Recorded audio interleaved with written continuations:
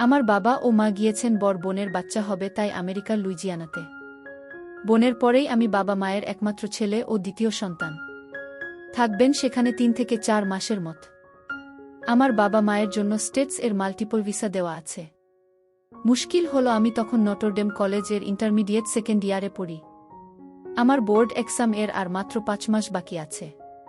কাজেই এই সময়ে যদি বাবা মা না থাকে তাহলে আমার লেখাপড়ার ১২টা বাজবে। মাথায় রেখে আমার দেখাশোনার জন্য গ্রাম থেকে আমার মায়ের চাচাতো বোন শিরিন খালাকে নিয়ে আসা হয়েছে। অনেক অনুরোধ করে, কারণ শিরিন খালার বিশাল সংসার, গ্রামের বাড়ি করিমগঞ্জে। শিরিন খালার স্বামী নেই, তিনি প্রায় ১০ বছর হলো মারা গিয়েছেন। আসলে আমার মায়ের তরফেও কোনো আপন বোন নেই, বিধায় আমার মায়ের গ্রামের কাজিনদের সাথে বেশ যোগাযোগ রাখে।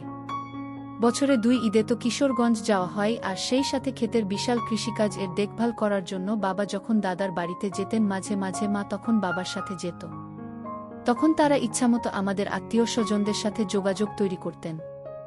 তখন অবশ্য আমাদের ঢাকার বাসায় কাজের মেয়ে ছিল, কিন্তু গত ২ মাস হলো আমাদের মেয়েটাকে তার বাবা মা আমাদের জেলা শহর কিশোরগঞ্জে নিয়ে গিয়েছে বিয়ের জন্য, এবং বিয়ে হয়ে গেছে।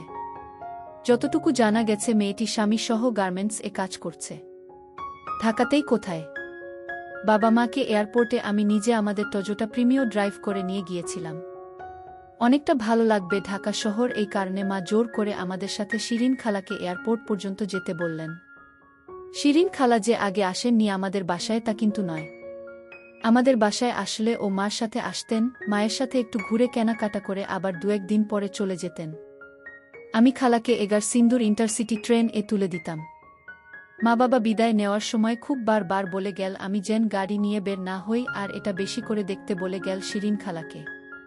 শিরিন খালা গ্রামের মহিলা, লেখাপড়া ক্লাস 9 পড়ার সময় খালার বিয়ে হয়ে যায় পার্শ্ববর্তী থানা করিমগঞ্জে এক জোরদার গৃহস্থ পরিবারে।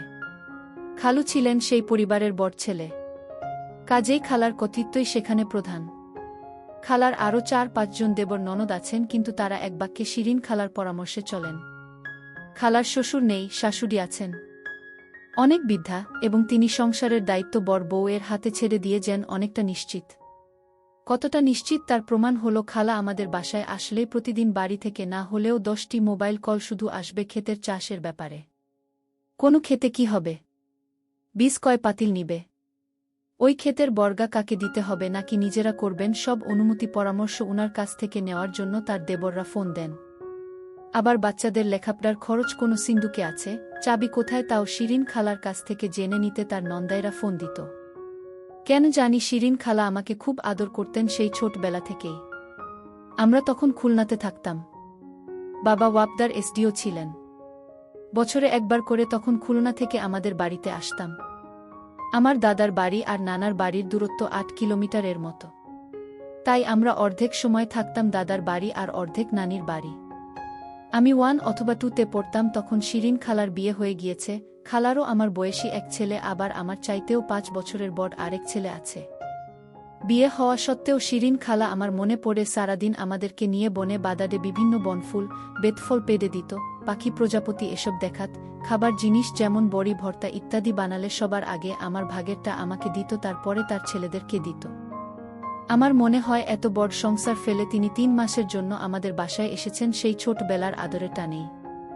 কজেই খালাকে কোনো প্রকার কষ্ট দেওয়া না হয়, সে কারণে আমি খালাকে বলেছিলাম, খালা তুমি কিন্তু আমার জন্য একদম চিন্তা করবা না, একবারে রান্না করবা, আমি ফ্রিজ থেকে নিয়ে ওভেনে গরম করে খাব। সকালে যেন কষ্ট করে উঠতে না হয় তাই বলেছিলাম। রাতে যা রান্না করে রাখবে তাতেই আমার হবে। খালা বলল, ধুর বাবা, তাইলে কেমনে হইব, সারাদিন তোমার ক্লাস, সকালে গরম কিছু পেট ভুইরা না খাইলে হইব। শিরিন খালা তার স্বভাব সিদ্ধভাবে মুখভর্তি পান চিবোতে চিবোতে বলল। শিরিন খালার যত্ন আর আমার পরীক্ষার পড়া এই মিলে দিন পার হচ্ছে। মাঝে মাঝে খালা আমাকে আমাদের বসার রুমের বড় টিভিটা একা দেখত আর বলতো, ও বাবা রনি, সারা দিন রাই তো কি খালি পড়বা, আসো একটু টিভি দেখো বইসা। আমি আমার রুম থেকে এসে বসলে খালা জিজ্ঞেস করে, কি খাইবা বাবা? আমি বললাম, কিছু না, খাবো না, একটু পরেই তো রাতের খাবার খাবো। খালা বলল, উহু দাঁড়াও, আমি তোমার লাইগো হরলিক্স বানাই, যা আনতাছি। আমি জানি আমি না বললেও খালা বানিয়ে আনবেন, কাজেই আমি বললাম, খালা তোমার জন্যও আনবা, কিন্তু আর নাইলে আমি খাবো না। খালা বলল, আচ্ছা ঠিক আছে। একটু পরে খালা আমার জন্য বিশাল জাম্বো কাপে আর খালার জন্য তার নির্দিষ্ট করা চায়ের কাপেই হরলিক্স নিয়ে এলেন। বড সোফায় আমার পাশে বসে আমার মাথার চুলে হাত বুলিয়ে আমাকে হরলিক্সের কাপটা ধরিয়ে বললেন, খাও বাবা। যে পরিশ্রম এই পড়াশোনার মধ্যে বুঝলা বাবা, বিয়া করা বেড়াই নেরও অত পরিশ্রম হয় না। বিয়া করা বেটাদের পরিশ্রম হয় মানে? আমি অবাক হয়ে জিজ্ঞেস করলাম। হেগো পরিশ্রম হয় না মানে? একে তো বাইরে করে পরিশ্রম পয়সা কামানোর লাইগা আর ভিতরে করে পরিশ্রম বউয়ের লাইগা। আমি আবার একটু অবাক হলাম, বউয়ের জন্য মানে? খালা এবার দেহ কাঁপিয়ে খিলখিল করে হেসে বললিসিরে, এক্কবারে যেমন কিচ্ছু বুঝনা, জুজান পুরুষমাইজা এক হইলে কি করে? এক্কেরে ঘাম ছুঁইটটা যায়। এবার আমি বুঝতে পারলাম খালা আসলে নারী পুরুষের খেলার কথাই বলছে। আসলে এ ব্যাপারে বরাবরই আমার অজ্ঞতা ছিল, এর কারণ আমি কখনো কোএডুকেশন পড়িনি। যে কারণে সব সময় ছেলে বন্ধুদের সাথে থাকার কারণে মেয়েদেরকে নিয়ে বা মেয়েলি ব্যাপার নিয়ে কথাবার্তা কমই হতো। কিন্তু আমার প্রশ্ন, ঘাম ছুটবে কেন? আবার আমার মনে হল ছুটারই কথা। একবার বন্ধুদের সাথে আলাপে আলাপে আমার এক বন্ধু শিখিয়েছিল কিভাবে হাতের কাজ করতে হয়। একবার হাতের কাজ করেছিলাম কিন্তু কিছু বের হয়নি। পরে হাতে অলিভ অয়েল নিয়ে চেষ্টা করেছিলাম, তাতেও কিছু হয়নি, তখন বিরক্ত হয়ে বাদ দিয়েছিলাম। এরপরে আর একাজ করার চেষ্টা করিনি। আর সেখান থেকে ধারণা হয়েছে হয়তো এটা খুব পরিশ্রমের কাজ। এখন খালার কথা শুনে মনে হচ্ছে হ্যাঁ, এরকম হতেও পারে। খালার কথা শুনে আমার ভেতরে একটা শিহরণ এর মতো তৈরি হলো। সেই সাথে আমার ট্রাউজারের ভিতর বেশ শক্ত হয়ে গেল। আমি হরলিক্স এর বোতলে একবার খাচ্ছি, আবার খালার দিকে তাকাচ্ছি। একবার দেখলাম আমার খালার চোখ আমার ট্রাউজারের দিকে। আমি দ্রুত এক পায়ের উপর আরেক পা তুলে তা ঢাকতে চেষ্টা করলাম, কিন্তু যা দেখার তা শিরিন খালা দেখে ফেলেছে। তার মুখে একটা মুচকি হাসি দেখতে পারলাম। রাতে খেতে বসে খালাকে একটু অন্য নজরে দেখলাম। শিরিন খালার উচ্চতা হবে 5 ফুট 3 ইঞ্চির মত। বয়স অনুমান 38 থেকে 40-এর ভেতর হবে। একটু মোটা ধাঁচের গ্রামের মহিলারা সাধারণত যে রকম হয়। দারুণ ফর্সা শিরিন খালা। ঢাকাতে এই কয়েকদিন থাকার কারণেই কিনা আরও ফর্সা লাগছে। মাথার চুল কোমর পর্যন্ত পড়ে। চুলগুলো আধাভাঙ্গা কোকড়া। আর বাদ বাকিগুলো দেখলে ভিতরে একটা শিহরণ খেলে যায়। আসলে খালাকে আমি এর আগে এভাবে কখনো দেখিনি। পরের দিন শুক্রবার। আমার কলেজ বন্ধ। তাই অনেকটা রিল্যাক্স হয়ে বাসায় নাস্তা খেয়ে পড়ছিলাম। 12টার দিকে খালা হাঁক দিলেন, রনি বাবা, গোসল করবা না? শুক্রবার তো জুম্মার নামাজ পড়ন লাগব। আমি অনিচ্ছা সত্ত্বেও বারান্দায় গিয়ে গায়ে টি শার্টটি খুলে একটু রোদ মাখানোর জন্য দাঁড়ালাম। পিছনে দেখলাম শিরিন খালাও আসছে আমার এই কয়দিনের ব্যবহার করা প্যান্ট শার্ট ধুয়ে তারে টাঙ্গিয়ে দেওয়ার জন্য। আসলে শিরিন খালা এসেছে পরে, এই প্রথম শুক্রবার হওয়াতে আমরা সারাদিন একসাথে। এর আগে সেই ভোরবেলায় আমি উঠে 8টার আগে ক্লাসে যেতে হবে, তাই খুব সকালে গোসল সেরে ফেলতাম। আমি যখন তারে আমার টি শার্ট ঝুলিয়ে রাখছিলাম, আমার খালা ততক্ষণে পাশে এসে তারে অন্য কাপড় রাখার সময় আমার বগলে দেখে বললেন, এইগুলা কি ধানক্ষেত বানাইছ নাকি? কাটানা কেন? মুসলমান মানেই দায়েমি সুন্নত পালন করা লাগে, এইটা জানো? আমি একটু লজ্জা পেলাম আর বললাম, পরীক্ষার পড়া তো খালার সময় পাই না।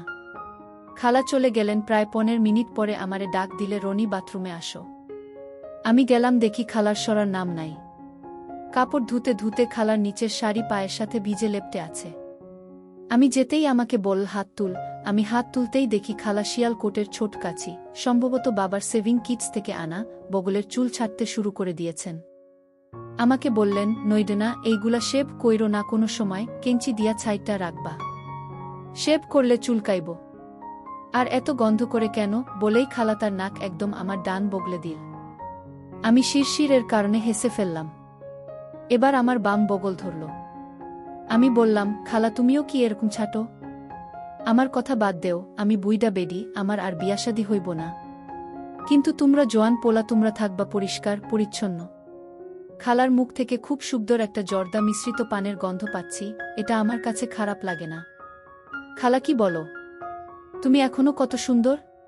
তুমি যদি সালোয়ার কামিজ পর না, যে কেউ তোমাকে দেখলে 25 বছরের মেয়ে বলবে। খালা বলল, হইছে থাক, আর খালারে পটাইতে হইব না। বগল সাফ করা হলে খালা আমাকে গোসল করে নিতে বলল। আমি গোসল সেরে নামাজের জন্য মসজিদের দিকে পা বাড়ালাম। নামাজ শেষে এসে দেখি খালা তখনও কাপড় ধুচ্ছে, ব্লাকুসটা খুলে পাশে রাখা। আমি খালার বাম পাশ দাঁড়ানো, খালার সব দেখলাম। মনে মনে বললাম যদি একটু হাতের নাগালে পেতাম। আমি মুগ্ধ হয়ে দেখছিলাম। খালা বল কি ভাত খাইবা অহন? আমার এইরকম হা হয়ে তাকে দেখতে থাকা নজর এড়াল না খালার।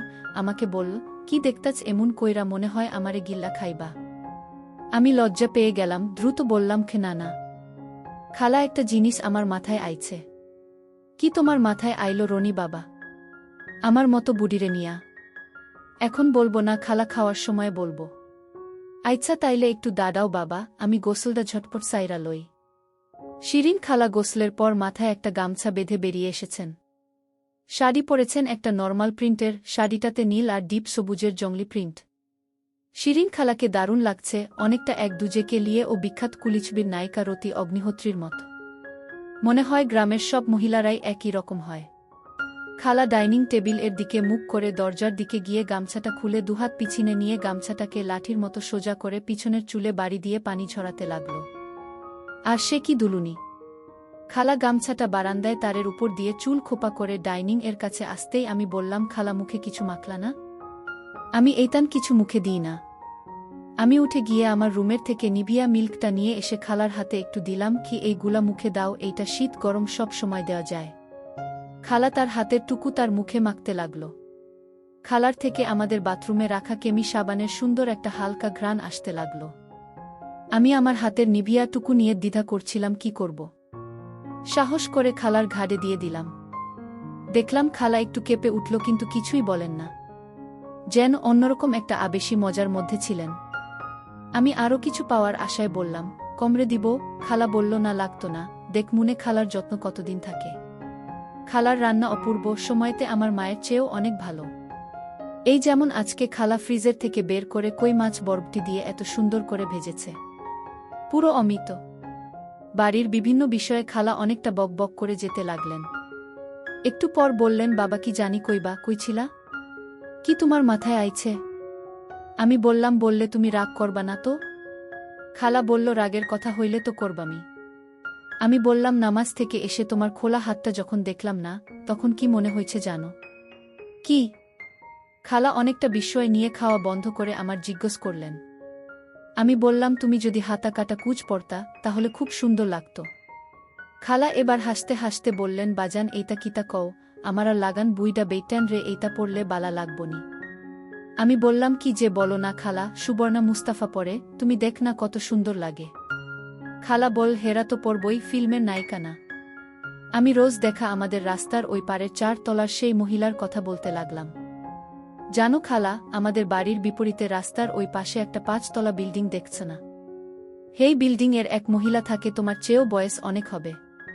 ফর্সা, মনে হয় হাজবেন্ড নাই, সব সময় সাদা কাপড় আর সাদা হাতা কাটা উজ পরে, ভোরবেলায় বারান্দায় দাঁড়ায় ব্যায়াম করে, খুব সুন্দর লাগে জানো। খালা বলল, ও বুঝি, ওই বেডি আমার ভাইগনার মাথা খাইতাছে। আইচ্ছা আমারে দেখাইওছেন। আমি বললাম, তাইলে কালকে ভোরেই আমি তোমাকে দেখাবো। এটা প্রায় আরও 1 সপ্তাহের পরের ঘটনা। খালা মেনে নিয়েছেন তিনি হাতা কাটা উজ পরবেন, কারণ সেদিন রাত গিয়ে ভোরে আমি অ্যালার্ম দিয়ে রেখেছিলাম। উঠে বারান্দায় এসে যখন দেখলাম সেই মহিলা ব্যায়াম করছেন, আমি দ্রুত খালার রুমের খালা ঘি বলে দরজা ঠেলা দিতেই দরজা খুলে গেল। দেখলাম খালা নামাজ পড়ছেন।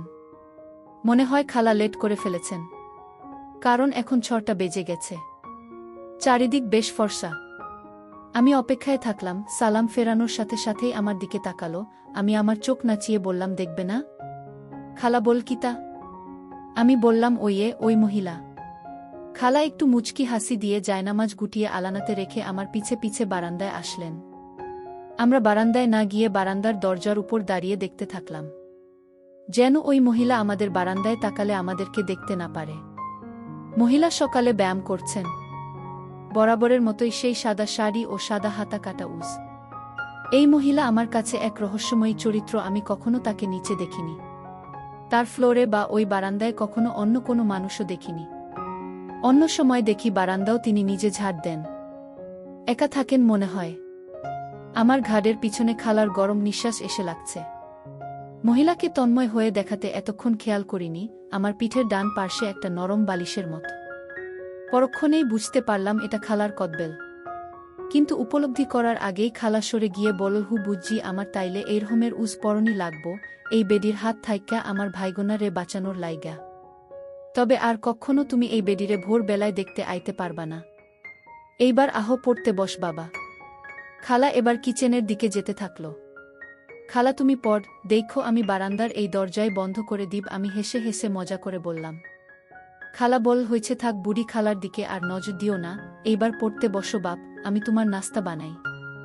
সেদিনই বিকালে আমি খালার জন্য নিউ মার্কেটের গুলজারে গিয়া 3 কালার এর একটা মেরুন, একটা নেভি ব্লু আর একটা বটল গ্রিন কালার এর হাতা কাটা উজের অর্ডার দিলাম। খালার উজের মাপ শুই না মাস্টার এর ভিমরি খাওয়ার দশা। 42।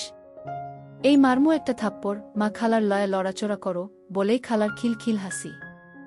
আমি যখন বের হতে যাব তখন খালা আবার বল, এই শুনো শুনো বাবা, দরজিরে কইবা নিচে গিট ফিতা দেয় যেন, আর কইবা ছাট যেন চলি ছাট করে। চলি ছাট? সেটা কি খালা? আমি একটু অবাক হলাম। খালা বল, এইটা অহন তোমার বুইজ্জা লাভ নাই, অহন যাও।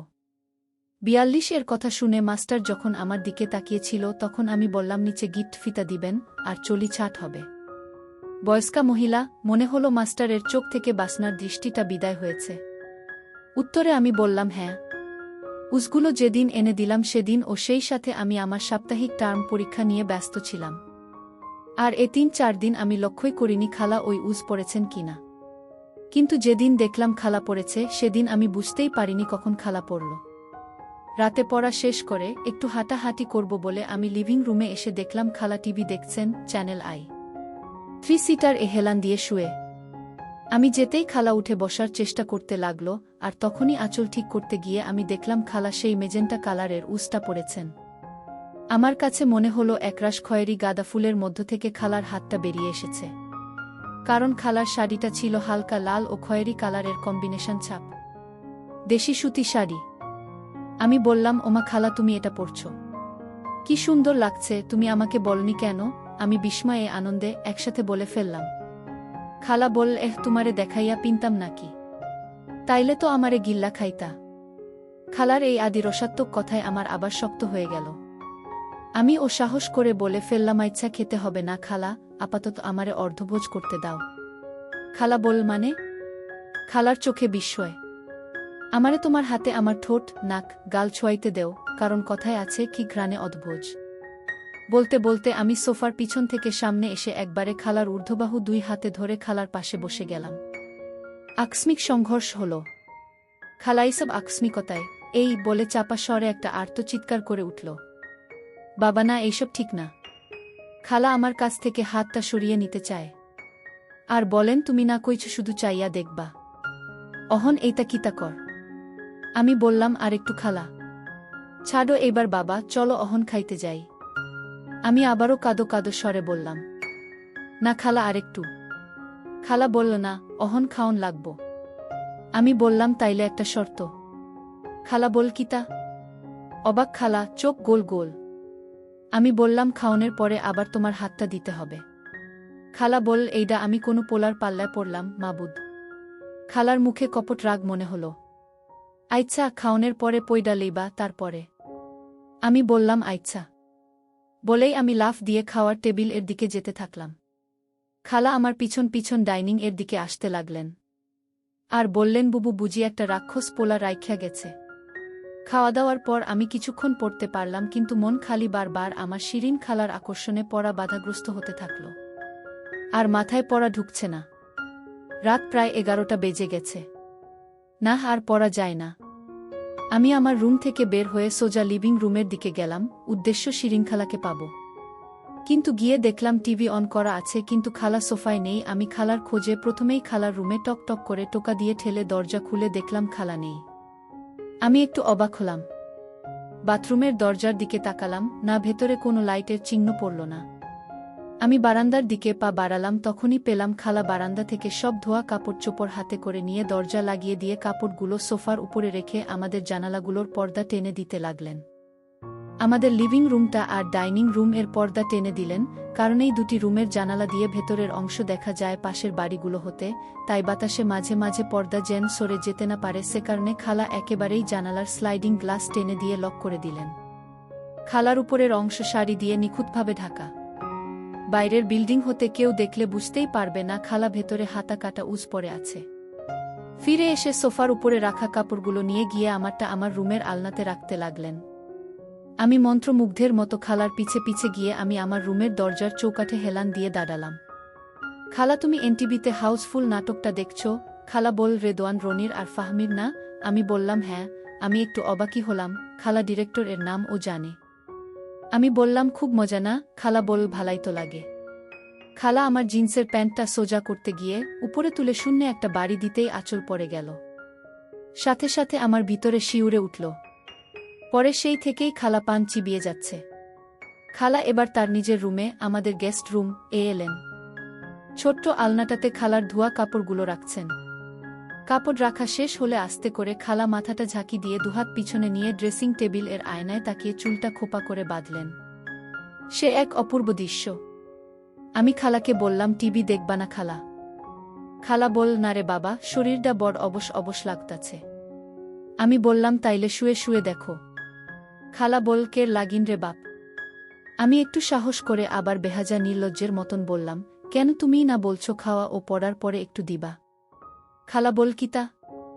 আমি বললাম, তোমার হাতটা। খালা বলল, ও মারে দেখছো, যে মরে যারে লিজা আর লাইলা মরে কুইতরি রে লিজা ঘো, অহনো আমার বাজানে আমার হাতের প্রেম ভুলতে পারতাছে না। আবার খালা একটা সুন্দর হাসি দিল। আমি সাহস করে দরজা থেকে খালার রুমের মাঝে এসে খালাকে হাত ধরে আমি আমার রুমে নিয়ে আসার জন্য টানতে থাকলাম। বললাম, চলো তুমি আমার রুমে আমার খাটে শুয়ে শুয়ে টিভি দেখবে। খালা আমার হাত থেকে তার হাত ছুটিয়ে নিতে নিতে বলল, রাহো রাহো বাবা, একটু পান জর্দা মুখে দিয়া লই। খালা দেখলাম পুরনো পানের দলাটা মুখ থেকে ফেলে দিয়ে নতুন একটা পান তার পানের বাটা থেকে নিয়ে সাথে কয়েকটা কৌটা থেকে হরেক পদের জর্দা মুখে পুরে বললেন, তুমি আগাও, আমি আইতাছি। খালা আমার পাছে পাছে আমার রুমের দিকে আসতে সময় ফিক করে হেসে বললেন, এক্কেরে তো শিয়ালের খোপে মুরগিরে পুইরা দিলা। আমার রুমের কম্পিউটারের সাথে এক্সটার্নাল টিভি কার্ড লাগানো আছে। বাবাকে বলে গত ফিফা বিশ্বকাপ খেলার সময় নিয়েছিলাম। মাঝে মাঝে ডিস্কভারি নয়তো নেটজিও দেখি, আর মিডিল ইস্টের খবর আমাকে খুব বেশি টানে। খালা খাটে বসতেই আমি একটা বালিশ খালার দিকে দিয়ে বললাম, খালা তুমি শুয়ে পড়, আরাম করে টিভি দেখ। কোনো চ্যানেল দেখবা? খালা বলল, আমার কোন পছন্দ নাই বাজান। তাইলে আমি ডিস্কভারিটা দিলাম। খালা বলল, আচ্ছা দেও। আমিও খাটের উপর উঠে খালার পিঠের পিছনে গিয়ে দুইটা বালিশ দিলাম আমার মাথার তলায়, যেন খালার মাথার উপর ছাড়িয়েও আমি টিভির দিকে চোখ রাখতে পারি। টিভিতে হাতির জীবন চরিত্রের উপর একটা ডকুমেন্টারি দেখাচ্ছিল। আমি বললাম, হাতি কিভাবে যোগাযোগ করে যান? খালা বলল, কেমনে? হাঁটার সময়ে পায়ের তলার নিচে যে শব্দ ও কম্পন হয় তার মাধ্যমে। খালা বলল, ওমা তাই নাকি? আরেকটা জিনিস আছে খালা, জানো? খালা বলল, না, কইলে কেমনে জানতাম? অন্যান্য চার পেয়ে প্রাণীর যেমন মিল্ক থাকে পিছনে, হাতির কিন্তু সামনে থাকে। ঠিক তখনই টিভিতে দেখা গেল একটা ছোট হাতির বাচ্চা খাওয়ার চেষ্টা করছে। আমার হাতটা তখন খালার পিঠে এনে দিলাম। খালা একটু নড়ে উঠলেন। খালা বল, এই পিঠে হাত দেও কেন? তুমি না কইছো শুধু হাত ধরবা। বারে তাই বলে আমি তোমার পিঠে হাতও দিতে পারবো না নাকি? আমার কেমন জানি একটা জেদ চেপে গেল। আর খালার খোপা করা চুল হতে একটা সুন্দর সুগন্ধ, সেই সাথে তার মুখ থেকে দারুণ একটা জর্দার সুবাস। হঠাৎ ঝাড়া দিয়ে উঠল আমার চোখের দিকে তাকাল। খালার শ্বাসপ্রশ্বাস দ্রুত। আমাকে যেন আক্রমণাত্মক কিছু বলতে না পারে তাই আমি সাথে সাথে বললাম, খালা তোমার মুখের পানের গন্ধটা খুব সুন্দর, আমারে একটু দিবা? হা করো, জিহবার উপরে রাখবাম, কিন্তু হাত দিয়া নেওন যাইত না। বলেই খালা সব পান মুখের ভিতরে এক করে চাপ দিয়ে রসগুলো নিয়ে চিবানো পানটুকু উনার জিহবার আগায় এনে জিহবাটাকে সাপের জিহবার মতন বের করে স্থির করে রাখলেন। আর আমি সেগুলো নিয়ে খেতে শুরু করে দিলাম। আর মনে মনে ঠিক করে ফেললাম, আজ যেভাবেই হোক খালার পুরুরে ঠাকুর ডুবাতেই হবে।